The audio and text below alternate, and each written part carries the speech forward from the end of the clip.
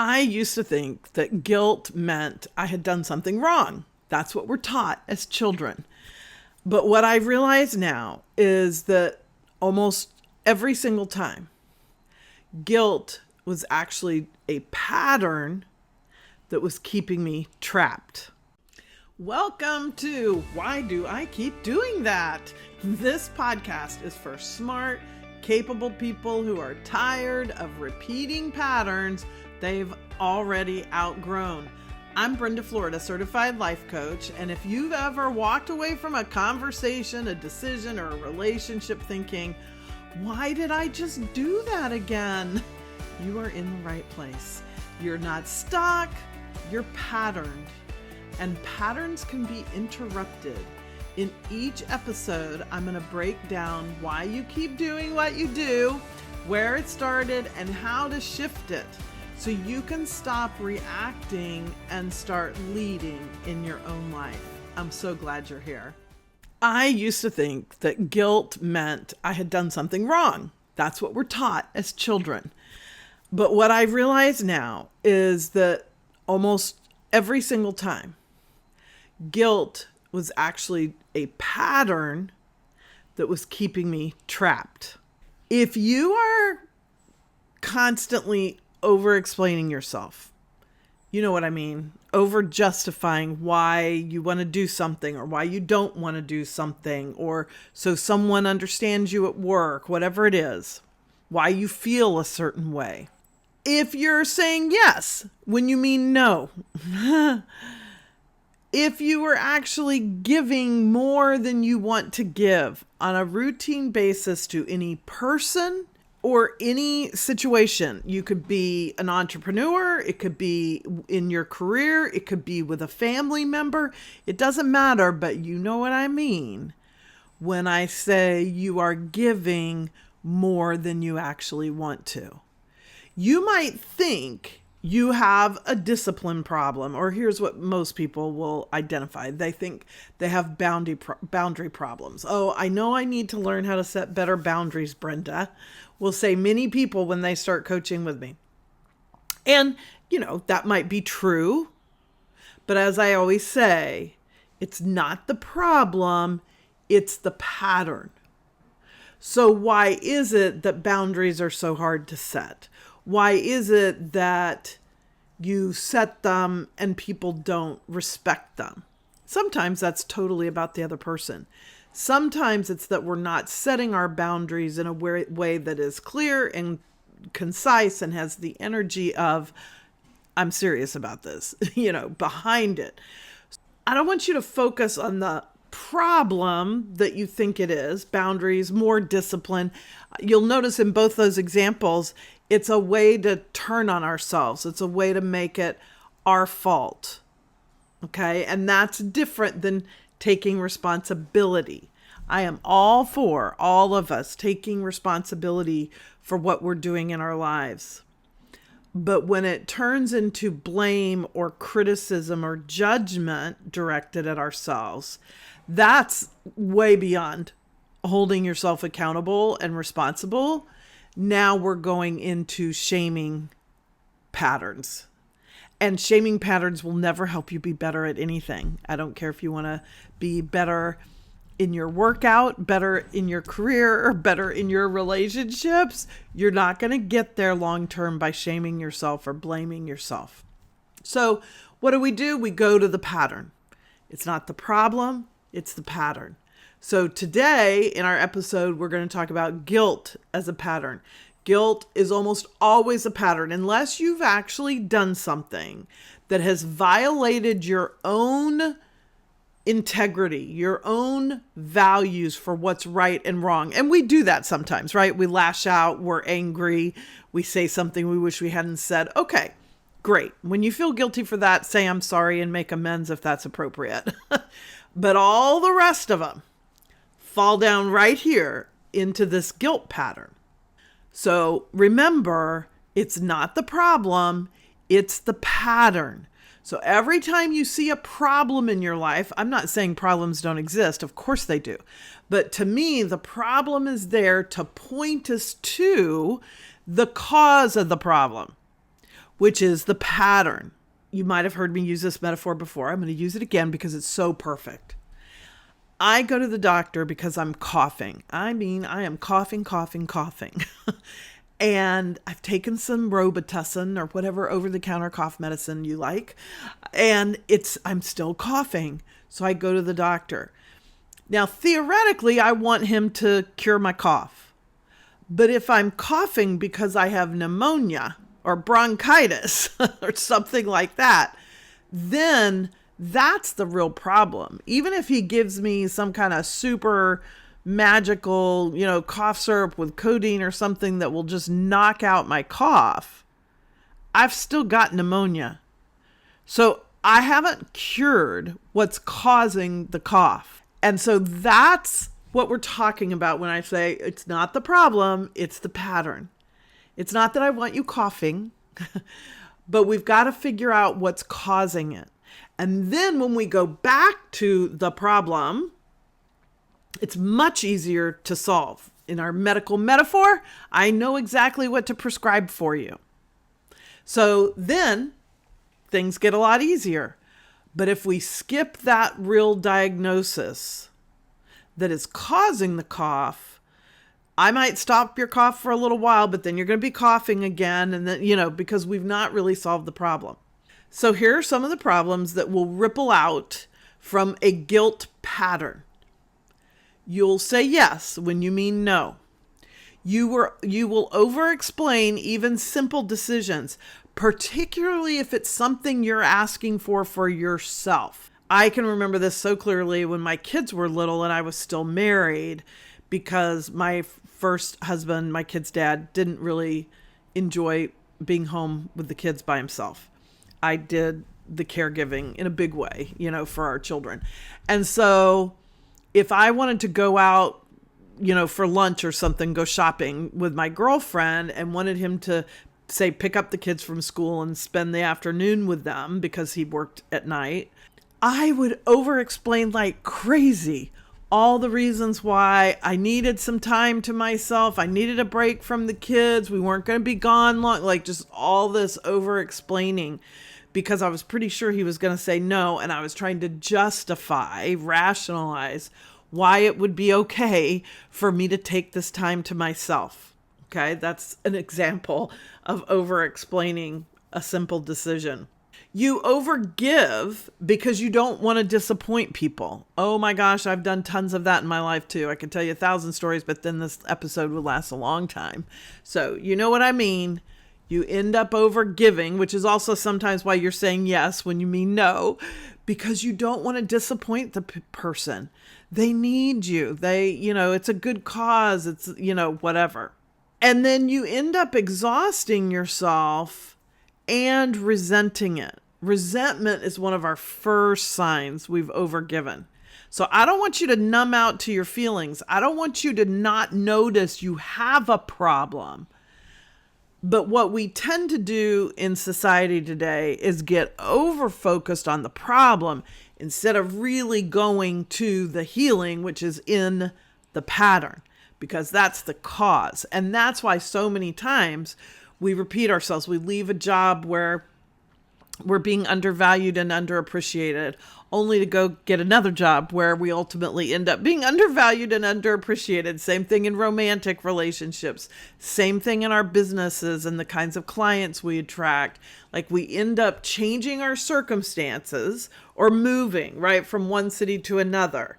Now, when I left my home in Huntington Beach and went to Playa del Carmen for 6 months last year, I knew I was not going to leave behind any patterns. In fact, the reason why I went to Playa del Carmen was to change my environment so dramatically that my patterns would be more obvious. And that's exactly what happened.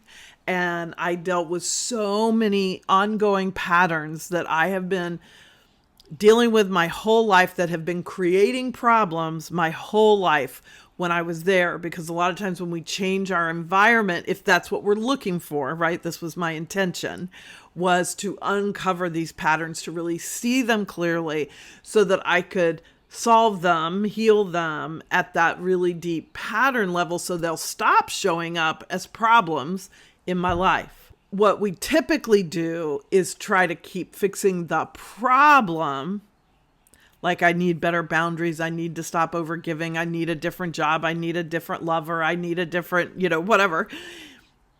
But it doesn't work, because those are just problems we're going to keep repeating until the pattern of guilt that is causing those stops. And here's the part that nobody wants to talk about. If you don't interrupt this pattern, if you don't learn how to do that, it will absolutely take over your life. That is true of most patterns. Guilt, absolutely. It will take over everything, and those ripples will keep you denying what you need for yourself, what you want for yourself in the simplest, most innocent ways. You will become the person everyone relies on, but no one really sees, which makes you just feel more undervalued and underappreciated. Maybe you're already there. I have so many people that start coaching with me because this is basically where they're at. In one way or another, they might use different words to say it, but they're the one everybody counts on, but they don't feel seen or heard or feel like they ever get to have a crisis and everybody come help them. Never gets to be their turn. So many clients come to me saying, oh my gosh, Brenda, I'm so exhausted. I just want it to be my turn, right? And they're feeling undervalued and underappreciated. Your needs just keep getting pushed farther down the list. You're feeling invisible, resentful, and drained. And eventually you don't even know what you want anymore. I have been there. Listen, I overgave so much to the point that by the time I was about 28, I could hardly get out of bed. I was so depressed. And I am a super optimistic person and very driven. I have a lot of, get up and go in me, a lot of tenacity. But I had lost myself so much in overgiving that I didn't even know who I was anymore. I didn't even know what I wanted. And again, I have clients who, when I'm asking them, where do you want to be, in 6 months or a year, they don't even know the answer. And, that's okay. It's okay as long as it motivates you to go find these patterns that are causing that, because that is not your natural state. All of us have inside of us everything we need to live a much more fabulous life than most of us are living, because we're so conditioned by these limiting beliefs and these limiting patterns. Guilt limits you so dramatically. And it's hard to even appreciate how much guilt is limiting your life until you start interrupting and breaking the pattern, which then releases you to, if you need better boundary setting skills or a little more discipline, you have the energy for it because you're not wasting all that energy on the guilt. But often that's not really it. It's that you weren't being clear and the person receiving your boundary didn't have the energy of conviction that you will have when you stop feeling guilty.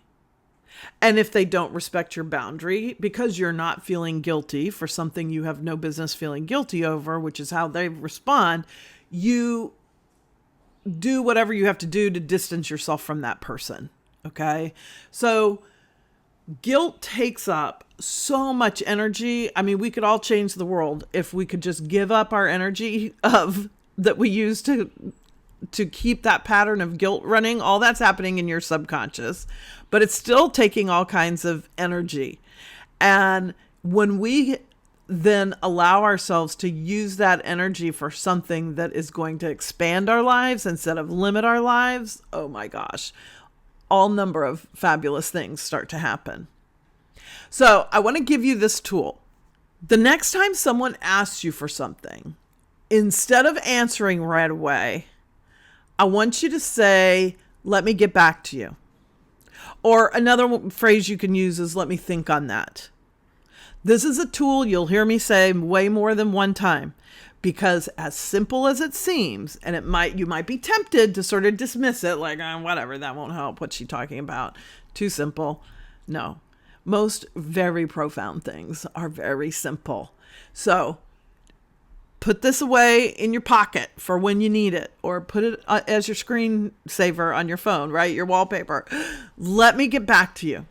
It honors the other person and their question or their invitation to something, right? I don't care if they're asking you to go to happy hour or asking you to come make their dinner for them. Okay. Let me get back to you. Because what that does is it interrupts the subconscious pattern of guilt that just right away in a nanosecond, you don't have to think about it. Notice that about yourself. When that guilt kicks in, you don't have to think about how you're going to respond. It just happens. It comes up because it's coming out of our subconscious. And remember, your subconscious is about 90% of what you think and feel, not your conscious mind. And this is where it can get confusing because we can be consciously in a place where we would not do that. We would say, no, no, we're worthy. We're, whatever is happening to sort of refute what I'm suggesting, which is that you have a pattern of guilt because maybe consciously you don't. But this is happening at the subconscious level because you've been trained in it since you were born. And our subconscious happens, it kind of just takes over, it gets in the driver's seat and takes the wheel. Before we even know it, that's how the subconscious works. That's why you don't have to think about making sure you breathe or making sure your heart beats. Like the subconscious is fabulous for us in many ways, but not in these sort of emotionally limiting beliefs and patterns that get set up in us. Then our subconscious auto, trigger is not serving us anymore. So we need to intentionally come in there and interrupt it. That pattern of guilt lives on speed. It does not want you to stop and think about it. It does not want you to slow down your brain and how fast it's throwing things at you, right? Our brains can throw stuff at us so fast.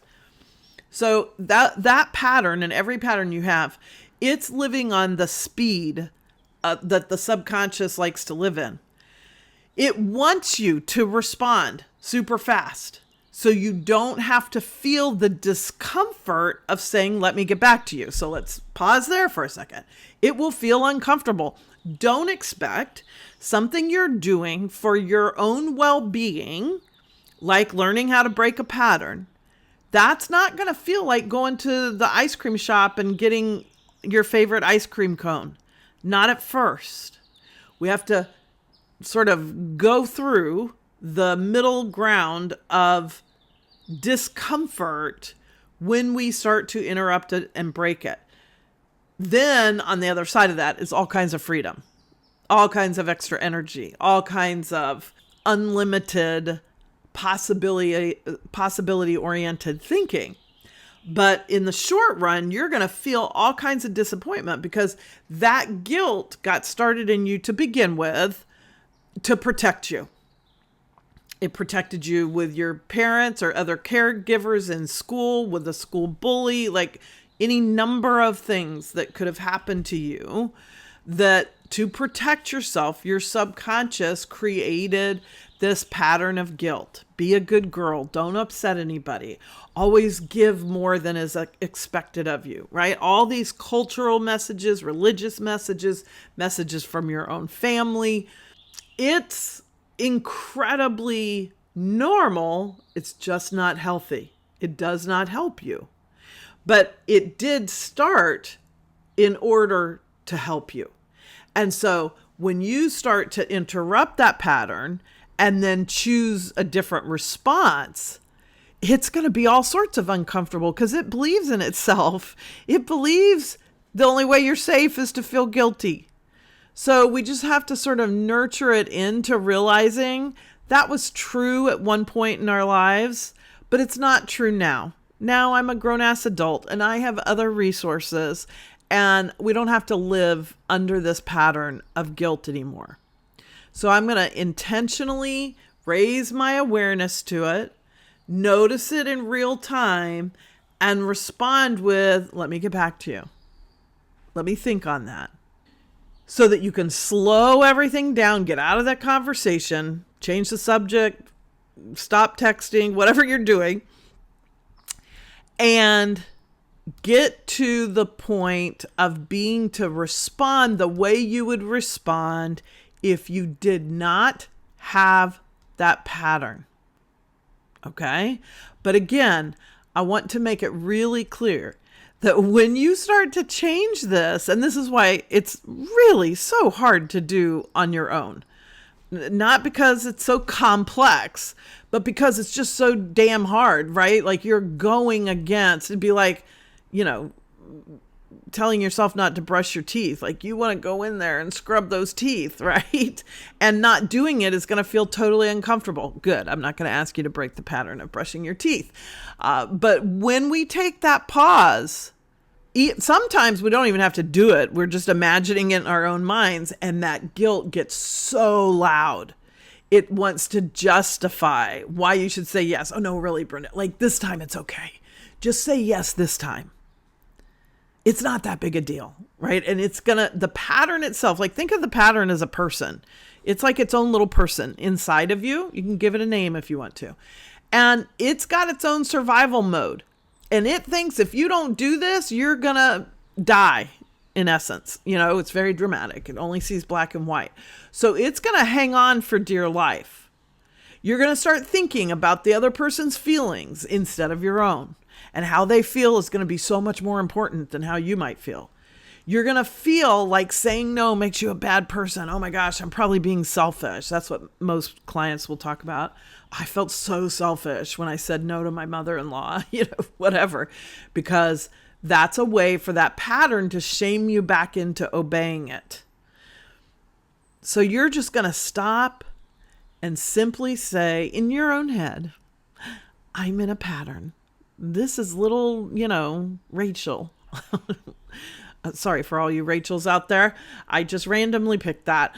And Rachel loves to be in guilt so that I overgive, so that I over-volunteer, so that I put my needs last, and I'm not going to follow Rachel's advice this time. So instead, I'm going to say, let me get back to you so I can go deal with the discomfort of breaking this pattern. And that's why, like in my one-on-one coaching packages, I always give people, clients, access to me in between sessions, because they will message me and be like, oh my gosh, I said, I'll get back to you. Now I don't know what to say. Now, how do I handle it? Because they're so uncomfortable for breaking that pattern. That's okay. You're not weak. You're not bad at boundaries. You have just been trained deeply by your family, by culture, religion, everything, to feel responsible for other people's emotions. So of course it's hard to change. Interrupting a pattern that's been running your whole life. So don't, be hard on yourself. Like give yourself a lot of grace. This is exactly why I created the Way Out session, because in that 90-minute session, we will, talk about the problems as they're presenting, right? A specific problem that's presenting for you, because we only have 90 minutes. So we'll just pick one and find that pattern, and then work through what tools will work for you to start interrupting that and breaking that pattern specific for you, your personality, the way your pattern got anchored into you, all those things that are so much more personal than a podcast can be, obviously, because I'm speaking to all of you as a group. But when you're in the breakout or the Way Out, I could have called it the breakout session. Anyway, I called it the Way Out session. Then it's just me and you, and we're going to work on that, and we're going to figure out what the pattern is. It doesn't have to be guilt. There's more than one pattern. But whatever that pattern is, that is the cause of that problem. So you can interrupt it and start learning how to break the pattern with support. Like give yourself, we're so hesitant to take the time or energy or money or whatever it is to give ourselves support in these realms of our emotional well-being. And I hope that one day that ends, because your emotional well-being impacts every single area of your life, including your physical well-being. So we finally gotten to the point where, like, hiring a personal trainer or paying to have a gym membership or something like that to get support and systems that will assist you in your physical fitness, goals to improve. We'll just use that word loosely. I want to, get stronger, get more flexible, whatever. So finally, over years, that's culturally normal to get support there. When in truth, nobody needs it. There's enough free YouTube videos. You could go do whatever you need to do. But we all know that going to a class, having a personal trainer that we have an appointment with, all those things make our success in that 1,000 times more likely. Well, the same is true with, at least working with me as a coach. If you've got a therapist or a coach that isn't doing that for you, you need to pick somebody else. But that's my job. It's not just to give you the tools so that you know how the mechanics, the systems, things like that. It's to make it easier for you. It's to see things that you can't see about yourself, right? That personal trainer is watching your form, lifting weights or riding a spin bike or running or whatever it is, yoga, and they're saying, oh no, here, tweak this, change this a little bit in your form, and you're going to get more benefit out of it. Well, that's the same thing I'm doing. We're just doing it on an emotional level. So give yourself permission to get the support you need.